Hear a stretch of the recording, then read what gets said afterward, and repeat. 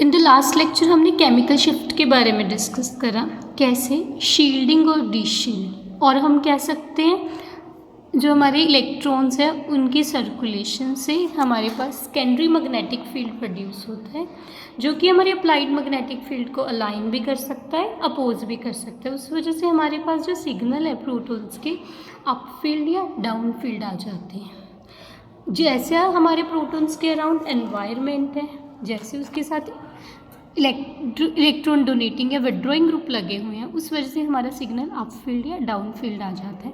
हमें यहाँ पे क्वालिटेटिव मेजरमेंट तो हो गया कि मेरा सिग्नल कितना एक्सटेंट तक डाउन फील्ड या अप फील्ड जाएगा, बट उसको एग्जैक्ट क्वांटिटेटिव मेज़र करने के लिए हमें एक रेफरेंस चाहिए, जिसके विद रिस्पेक्ट हम देखेंगे मेरा सिग्नल कितनी डेल्टा वैल्यू, कितनी फ्रीक्वेंसी डिफरेंस से आ रहा है, हमारे पास एग्जैक्ट वैल्यू आ जाती है।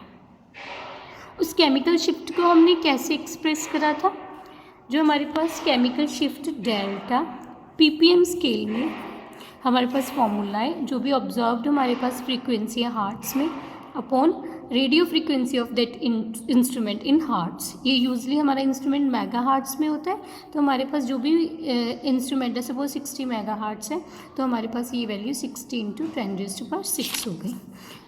उसको पीपीएम में कन्वर्ट करने के लिए हमें 10⁶ से मल्टीप्लाई करना पड़ा था। ये हमारे पास जो सिग्नल है पीपीएम में आ गया, डेल्टा वैल्यू आ गई। सिमिलर टू डेल्टा हमारे पास एक और स्केल है टाउ स्केल। हमारा जो केमिकल शिफ्ट है 2 स्केल्स पे एक्सप्रेस हो सकती है, delta scale and tau scale. Delta scale का हमारे पास ये फॉर्मूला है, डेल्टा एंड टाउ का आपस में क्या रिलेशन है, tau is equal to 10 - delta. अगर मेरे पास TMS टेट्रामिथाइल सिलेन है, वो हमारा डेल्टा 0 पे हम एज अ रेफरेंस लेते हैं, तो मेरे पास उस केस में टाउ की क्या वैल्यू आ जाएगी, 10 - 0। इट मीन्स टाउ स्केल पे TMS 10 पे आएगा, जो हमारा रेफरेंस कंपाउंड है। सारे सिग्नल्स उसके विद रिस्पेक्ट मेरे लोअर वैल्यू पे आएंगे, 0 से 10 के बीच में आ जाएगा मैक्सिमम हमारे सिग्नल।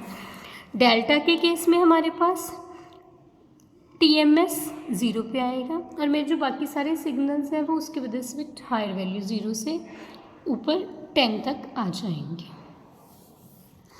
और हम जो हमारे पास NMR स्पेक्ट्रम आता है उस केस में हम कैसे शो करते हैं, अभी थोड़ा पिछले लेक्चर में हमने डिस्कस करा था। डाउन फील्ड वैल्यू यहाँ पे प्रोटॉन आते हैं, यहाँ पे मेरे अप फील्ड आते हैं, यहाँ पे मेरे पास डी शील्डिंग वाले आते हैं, यहाँ पे मेरे पास शील्डिंग वाले आते हैं।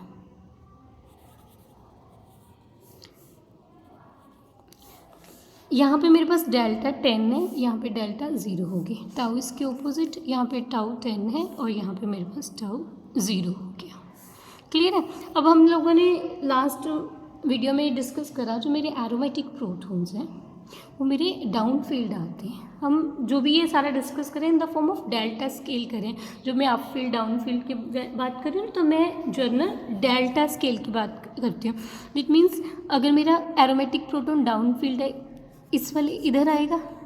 अगर मेरा कोई प्रोटॉन अप फील्ड है, जैसे मैं अगर कंपेयर करूँ एसिटिलीन के और बेंजीन रिंग के, बेंजीन रिंग के मेरे डाउन फील्ड वाले रीजन में आएंगे, और जो एसिटिलीन वाले हैं वो मेरे अप फील्ड वाले रीजन में आएंगे। एल्कीन मेरी डाउन फील्ड है, यहाँ कहीं आ जाएंगे। अभी हम अगली वीडियोस में एग्जैक्ट वैल्यूज़ डिस्कस करेंगे, क्योंकि अब हमने रेफरेंस कंपाउंड चूज़ कर लिए, तो हमारे पास ये वैल्यू क्वान्टिटेटिव प्रॉपर कितने यूनिट्स उस फॉर्म में वी कैन मेज़र कर सकते हैं। वो सब वैल्यूज़ डिस्कस करने से पहले अभी हम डिस्कस करेंगे हमारी केमिकल शिफ्ट। हम बार बार कह रहे हैं ना, शील्डिंग डी शील्डिंग हो रही है, इलेक्ट्रॉन रिच है या इलेक्ट्रॉन विड्रॉइंग ग्रुप है। कौन कौन से फैक्टर हमारी शील्डिंग डी शील्डिंग को, केमिकल शिफ्ट को, प्रोटॉन्स के सिग्नल्स किस पर्टिकुलर पोजीशन पे आएंगे, उनको इफेक्ट करेंगे। सबसे पहले हमारे पास फैक्टर है इंडक्टिव इफेक्ट। इंडक्टिव इफेक्ट अपने लोअर क्लासेस में पढ़ा ना, हमारे पास permanent displacement of sigma electrons in the presence of polar covalent bond. मेरे पास partial positive and partial negative charge आ जाता है। मीन्स इंडक्टिव इफेक्ट में हमारे पास कोई इलेक्ट्रॉन डोनेटिंग या विड्रॉइंग ग्रुप की हम बात करते हैं, जितना ज़्यादा मेरे पास इलेक्ट्रोनेगेटिविटी होएगी एलिमेंट की, उतना उसका ज़्यादा डीशील्डिंग इफेक्ट होएगा, उतने उसके सिग्नल्स मेरे डाउन फील्ड आएंगे। अब हमें पता है ना, fluorine, chlorine, bromine and iodine में फ्लोरीन हमारा मोस्ट इलेक्ट्रोनेगेटिव है, आयोडीन हमारा लीस्ट इलेक्ट्रोनेगेटिव है। तो जो मेरे पास फ्लोरीन के एडजेसेंट हाइड्रोजन है वो मेरी सबसे डाउन फील्ड आएंगी और डेल्टा मेरी हायर वैल्यू पे आ जाएगा, फॉलोड बाय क्लोरीन। फ्लोरीन से थोड़ी कम इलेक्ट्रोनेगेटिव है मेरी पास। अगर फ्लोरीन के एडजेसेंट प्रोटॉन है वो 4.26 पे आ रहा है अप्रॉक्सीमेट, क्लोरीन के एडजेसेंट 3 पे आ जाएगा, ब्रोमीन के एडजेसेंट 2.68 पे आएगा, आयोडाइड के एडजेसेंट 2.16 पे आ जाएगा। जितनी ज़्यादा मेरी इलेक्ट्रोनेगेटिविटी है उतना उसका डीशील्डिंग का एक्सटेंट है, उतना मेरा डाउन फील्ड सिग्नल आएगा डेल्टा वैल्यू पे, डेल्टा स्केल पे। फ्लोरीन के एडजेसेंट वाला मेरा मैक्सिमम वैल्यू पे आएगा एंड आयोडीन के एडजेसेंट वाला मेरा लीस्ट डेल्टा वैल्यू पे आ जाएगा। देन हमने इंडक्टिव इफेक्ट में पढ़ा मेरे पास कौन सा एटम लगा हुआ है, उसी में हमने अगला पार्ट लोअर क्लासेस में पढ़ा था, number of atoms. More is the number of electronegative elements, more is the deshielding. अगर मेरे एक पर्टिकुलर केस में एक इलेक्ट्रोनेगेटिव एलिमेंट लगा है और दूसरे कंपाउंड में वैसे 2 ग्रुप लगे हुए हैं, तो मेरा जो 2 इलेक्ट्रोनेगेटिव ग्रुप वाला मॉलिक्यूल है उसमें डीशील्डिंग ज़्यादा होएगी, एक वाले में कम होएगी। यहाँ पे हम कंपेयर कर सकते हैं methyl chloride, dichloromethane, chloroform. Chloroform में 3 हैलोजन है, 7.27 मैक्सिमम डाउन फील्ड आ गया। इसमें 2 क्लोरीन है, DCM में 5 पॉइंट के आसपास, मिथाइल क्लोराइड में 1 है तो 3 के आसपास आ जाएगा। हमारा कौन सा एटम लगा है, कितना नंबर लगा हुआ है, more is the number of atom, more is the number of electronegative elements और atoms, more is the deshielding, more down field will be the signal. Next है position of that electronegative element. अगर मेरे पास ethyl chloride है, इस particular ए proton के लिए chlorine adjacent है, B के लिए क्लोरीन थोड़ा डिस्टेंस, और हमें पता है inductive effect with distance decrease हो जाते हैं। अल्फा पोजीशन में मैक्सिमम होएगा, बीटा पे उससे कम, डेल्टा पे उस पे कम, गामा पे ऑलमोस्ट 4th पोजीशन तक इंडक्टिव इफेक्ट निग्लिजिबल हो जाता है। दैट मीन्स जो मेरा प्रोटोन क्लोरीन के बिल्कुल एडजेसेंट है वो 3 पॉइंट समथिंग पे आ गया, जो मेरा क्लोरीन से बीटा पोजीशन पे आ गया वो मेरा 1 समथिंग वैल्यू पे आ जाएगा। ऐसे अगर मैं electronegative element fluorine, oxygen and nitrogen का कंपेयर करूँ, मुझे पता है ना फ्लोरीन ज़्यादा इलेक्ट्रोनेगेटिव है देन OH देन NH2, तो मेरे पास जो फ्लोरीन वाले सिग्नल्स हैं मैक्सिमम डाउन फील्ड आएंगे, OH उससे कम, जो एडजेसेंट टू NH2 है, यहाँ पे हमारे पास कोई ना कोई अल्काइल ग्रुप लगा हुआ है जिसमें हेट्रोएटम लगा और साथ में हाइड्रोजन जो भी उसके वैलेंसी उसको बैलेंस करा के हम यहाँ पे ये वाली हाइड्रोजन की बात करें, इनके सिग्नल्स जितना इलेक्ट्रोनेगेटिविटी ज़्यादा है उतनी डीशील्डिंग ज़्यादा होंगी, उतना मेरा डाउन फील्ड सिग्नल आ जाएगा। देन हमारे पास एनाइसोट्रॉपिक इफेक्ट है। एनाइसोट्रॉपिक इफेक्ट को आप कैसे एज्यूम कर सकते हो, जो हमारे पास पाई इलेक्ट्रॉन्स है, पाई इलेक्ट्रॉन्स की सर्कुलेशन से हमारे पास magnetic field, secondary magnetic field produce हुआ, वो सेकेंडरी मैग्नेटिक फील्ड अलाइन भी कर सकता है, अपोज भी कर सकता है। उस अलाइनमेंट या ओपोजिशन से मेरे पास जो सिग्नल्स हैं डाउन फील्ड या अप फील्ड जाएंगे। हम लोगों ने लास्ट वीडियो में पढ़ा बेंजीन के केस में मेरे पास secondary magnetic field applied magnetic field को अलाइन कर रहा है, मेरे पास जो सिग्नल्स हैं वो low magnetic field that is down field आ जाते हैं। बेंजीन के केस में हमारे पास प्रोटॉन 6 to 8 के बीच में आ जाते हैं। एल्कीन के केस में भी हमारा अलाइन करता था सेकेंडरी मैग्नेटिक फील्ड अप्लाइड को, but as compare to benzene magnitude कम है तो हमारे पास 5 to 6 के बीच में आ जाते हैं। ये दोनों हमारे डाउन फील्ड हैं। एसिटिलीन के केस में हमारा अपोज कर रहा था, हमारे प्रोटॉन्स की ओरिएंटेशन इस तरह थी, हमारा जो सेकेंडरी मैग्नेटिक फील्ड प्रोड्यूस हो रहा था वो अप्लाइड को अपोज करता है, तो मेरे पास सिग्नल्स हाई मैग्नेटिक फील्ड और अप फील्ड आ जाते हैं, 2-3 के बीच में आ जाता है डेल्टा वैल्यू। एल्डिहाइड के केस में हमारे पास एरोमेटिक प्रोटॉन से भी ज़्यादा एक्सटेंट तक डाउन फील्ड वैल्यू आ जाती है। दैट मीन्स इस केस में उनसे भी ज़्यादा एक्सटेंट तक मेरा अलाइन करेगा, मैग्नीट्यूड ज़्यादा होगा, मेरे पास सिग्नल 9 to 10 के बीच में आ जाता है। ऐसे ही जो कार्बोक्सिलिक एसिड का हाइड्रोजन है, मेरे पास 10 से 12 के बीच में आ जाती है। इस केस में भी मेरे पास सेकेंडरी मैग्नेटिक फील्ड अलाइन करता है अप्लाइड मैग्नेटिक फील्ड को। थर्ड हमारे पास है हाइड्रोजन बॉन्डिंग। हाइड्रोजन बॉन्डिंग हमारी क्या होती है, जब भी कोई हाइड्रोजन कोई इलेक्ट्रोनेगेटिव एलिमेंट को अटैच होते हैं, सपोज मेरे पास HF है, तो मेरे पास ये वाली F साथ वाली HF मॉलिक्यूल की हाइड्रोजन के साथ हाइड्रोजन बॉन्ड बना देती है। जितना मेरी इलेक्ट्रोनेगेटिविटी एलिमेंट की ज़्यादा है उतने एक्सटेंट तक मेरी हाइड्रोजन बॉन्डिंग ज़्यादा होगी। अब हमें पता है फ्लोरीन, नाइट्रोजन एंड ऑक्सीजन में फ्लोरीन की सबसे ज़्यादा है, ऑक्सीजन की उससे कम, नाइट्रोजन की उससे कम इलेक्ट्रोनेगेटिविटी है। तो जो हाइड्रोजन बॉन्डिंग का एक्सटेंट है HF में सबसे ज़्यादा होएगा, followed by water, followed by ammonia या अमीन हम कह सकते हैं। अगेन जितना इलेक्ट्रोनेगेटिव एलिमेंट ज़्यादा है उतना हाइड्रोजन बॉन्डिंग का एक्सटेंट ज़्यादा है, उतनी उस केस में डी शील्डिंग हो जाएगी बिकॉज ऑफ हाइड्रोजन बॉन्डिंग। जो मेरे पास एल्कोहल की हाइड्रोजन है, हमारे पास एल्कोहल के केस में जो ये पर्टिकुलर हाइड्रोजन है या मीन्स के केस में हमारी NH2 वाली हाइड्रोजन है, हाइड्रोजन बॉन्ड बनाएगी वो हमारी 0.5 to 5 के बीच में डेल्टा वैल्यू आती है। डिपेंड करता है हमारा एक्सटेंट ऑफ हाइड्रोजन बॉन्डिंग कितना है, हमारे सोल्यूशन की कॉन्सेंट्रेशन कैसी है।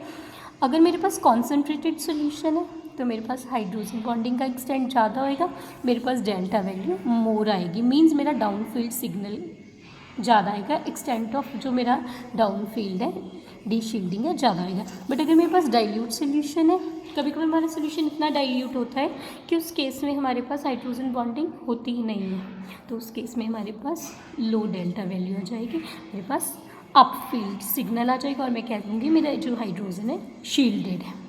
ये है हमारे पास केमिकल शिफ्ट के factor, inductive effect, anisotropic effect and hydrogen bonding. Then है केमिकल शिफ्ट से हमारा कुछ जर्नलाइजेशन, कुछ हमारे इंपॉर्टेंट पॉइंट जो हमारे उस कंपाउंड को डेल्टा वैल्यू, उन पर्टिकुलर कंपाउंड के प्रोटॉन्स को डेल्टा वैल्यू असाइन करने में हेल्प करते हैं। सबसे पहले अगर मेरे पास मिथाइल, मिथाइलिन, मिथीन प्रोटॉन है, जितनी मेरी ज़्यादा हाइड्रोजन है उतना मेरा जो सिग्नल है अप फील्ड आएगा। अगर मैं इन तीनों की बात करूँ, ये मेरा अगर सिग्नल 0.7 या समथिंग डेल्टा वैल्यू पे आ रहा है, ये मेरा 0.9 पे, ये मेरा 1 समथिंग पे आ जाएगा। It is more is the number of hydrogen atom, more is the number of hydrogen on a carbon atom, more is the shielding of and more up field will be the signal. Then हम discuss कर चुके हैं more is the electronegativity of the atom, more is the deshielding, more down field will be the signal. यहाँ पे हम compare कर सकते हैं, मेरे पास फ्लोरीन, क्लोरीन, ब्रोमीन है, तो इस केस में हम ऑलरेडी डिस्कस चुके हैं। ये वाला फ्लोरीन वाले एडजेसेंट हाइड्रोजन मेरी डाउन फील्ड रहेगी, उससे कम डाउन फील्ड और अप फील्ड होगी, ये मेरी सबसे ज़्यादा अप फील्ड होगी। नेक्स्ट है पाई इलेक्ट्रॉन्स एरोमेटिक रिंग के, एल्कीन के, एल्डिहाइड के, कार्बोक्सिलिक एसिड से के सब डी शील्डिंग करते हैं, क्योंकि उस केस में जो मेरा सेकेंडरी मैग्नेटिक फील्ड प्रोड्यूस हो रहा है वो अलाइन कर रहा है मैग्नेटिक फील्ड को, उस वजह से मेरे पास डी शील्डिंग हो जाती है और मेरे पास डाउन फील्ड सिग्नल आ जाता है। जो मेरे पाई बॉन्ड्स हैं, पाई इलेक्ट्रॉन्स हैं, बेंजाइलिक पोजीशन हमारी कौन सी होती है, ये वाली हाइड्रोजन बेंजाइलिक होगी। एसिटिलीन ये हाइड्रोजन होगी। अलाइलिक ग्रुप हमारा डबल बॉन्ड के साथ वाली कार्बन पे, ये हमारी अलाइलिक हाइड्रोजन होगी। इन सभी केसेस में मेरी हाइड्रोजन की ओरिएंटेशन ऐसी होती है जिस वजह से हमारे पास शील्डिंग होती है और लेस डी शील्डिंग होती है, जिस वजह से मेरा as compare to aromatic ring और एल्कीन मेरे सिग्नल अप फील्ड आते हैं और डेल्टा वैल्यू मेरी लो होती है। नेक्स्ट है more is the hydrogen bonding, हम अभी डिस्कस कर चुके हैं। More will be the down deshielding और down field will be the signal. ये हमारा केमिकल शिफ्ट्स के वेरियस पॉइंट है और उनसे जनरलाइजेशन हम क्या प्रेडिक्ट करते हैं। नेक्स्ट है जो भी हमने इन दोनों वीडियोस में करा ना, लास्ट केमिकल शिफ्ट के वीडियो में, उससे रिलेटेड हमारे पास क्वेश्चंस। सबसे पहला क्वेश्चन है calculate chemical shift of protons giving signals eight delta 50 and 150 hertz in 60 megahertz NMR spectrometer, और आपको उसको कन्वर्ट करना है टाउ स्केल में। ये न्यूमेरिकल है। आपको 60 मेगाहर्ट्ज पे दो सिग्नल आ रहे हैं, एक 50 हर्ट्ज और एक 150 हर्ट्ज़ पे। आपको वो वैल्यू पहले तो डेल्टा स्केल में कैलकुलेट करनी है, फिर जब डेल्टा वैल्यू दोनों सिग्नल्स की आ जाएगी आपको उसको टाउ स्केल में कन्वर्ट करना है। सिमिलर केमिकल शिफ्ट का एक और क्वेश्चन है, आपको प्रेडिक्ट करना है कोई कंपाउंड 100 मेगाहर्ट्ज़ एनएमआर में 100 हर्ट्ज़ पे सिग्नल दे रहा है, 300 मेगाहर्ट्ज़ इंस्ट्रूमेंट पे वो हमारे पास कितने हर्ट्ज़ वैल्यू पे फ्रीक्वेंसी पे सिग्नल देगा। नेक्स्ट क्वेश्चन है, ये हमारा नंबर ऑफ प्रोटॉन्स के बेसिस पे है, जो हमने फर्स्ट पॉइंट एनएमआर का डिस्कस करा। आपको ये 4 कंपाउंड्स का डाटा दिया हुआ है, उनकी आपको मॉलिक्यूलर फॉर्मूला दिया हुआ है, उससे आपको स्ट्रक्चर प्रेडिक्ट करनी है। पहला कंपाउंड है, तुम्हारे पास मॉलिक्यूलर फॉर्मूला C2H6O है, 1 सिग्नल दे रहा है, आपको कंपाउंड प्रेडिक्ट करना है। सिमिलरली सेम मॉलिक्यूलर फॉर्मूला अगर मुझे 3 सिग्नल दे रहा है, स्ट्रक्चर प्रेडिक्ट करनी है। नेक्स्ट हमारे पास C2H4Cl2 1 सिग्नल दे रहा है, हमें स्ट्रक्चर प्रेडिक्ट करनी है। Same molecular formula C2H4Cl2 2 signals दे रहा है, आपको स्ट्रक्चर प्रेडिक्ट करनी है।